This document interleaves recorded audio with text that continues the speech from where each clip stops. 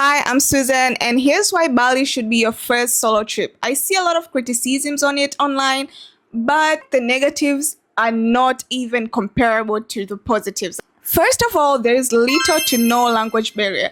So many locals in Bali speak English, and even those who are not fluent will at least know the basics, like giving you directions or just saying hello, and you will not struggle at all to communicate with people. I feel like if this is your very first travel experience, you want it to be as easy as possible, and just being able to communicate with the locals and everyone around just makes all of the difference. Second, it's very easy to get around. One problem that I've been encountering when visiting new countries is just like getting accustomed to their transport systems. Like when I was in Tokyo, I was losing my mind, like getting around Shinjuku for the first time because I've never used trains in my country.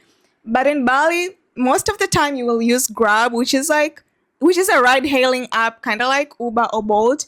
And most people will get around with a motorbike. You can get cars, but there's a lot of traffic. But if you're fine with getting on a motorbike, it's very accessible. You just call a bike and it will pick you wherever you are and you will get around, no issues whatsoever. You don't have to pay for like a transport card. You don't have to learn about how to navigate the routes or whatever. No, it's very easy. Thirdly, it is very, very affordable. I was actually amazed by how affordable it is because my country is like the living cost in my country is very, very low. And then I went in Bali and it's pretty much the same as in my country. And in some aspects like transport, it's even cheaper. That was very crazy to me because I wouldn't expect to go to somewhere that looks like paradise and for it to be this affordable. So if this is your first time, as I said, you want it to be as convenient as possible. You're most likely gonna want somewhere that's not gonna like make you worry about whether you should eat the next meal or whether you should visit the next destination. Your budget just works when it's affordable. Fourth, it is very adventure friendly. You will never get bored. There is so much to do and it's catered for everyone. So for instance, if you're a beach person or a surfing person, you want to go to Uluwatu. If you're a party person or you just like taking cute Instagram pics at cafes, then you can go to Canggu. If you're an adventurous person, you want to see nature, you want to climb mountains and go to waterfalls, or you want to just live a spiritual Zen life, you go to Ubud.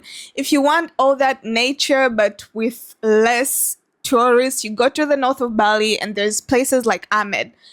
And it's very close to other nice islands. For instance, you can take the ferry and go to Nusa Penida, or you can go to Gili, or you can even take flights and go to like Labuan Bajo. Like you will never get, you won't be just sitting there being like, oh, there's nothing to do. And I feel like if it's your first trip, you want somewhere that will excite you and entice you to keep on traveling. So Bali is just perfect for that.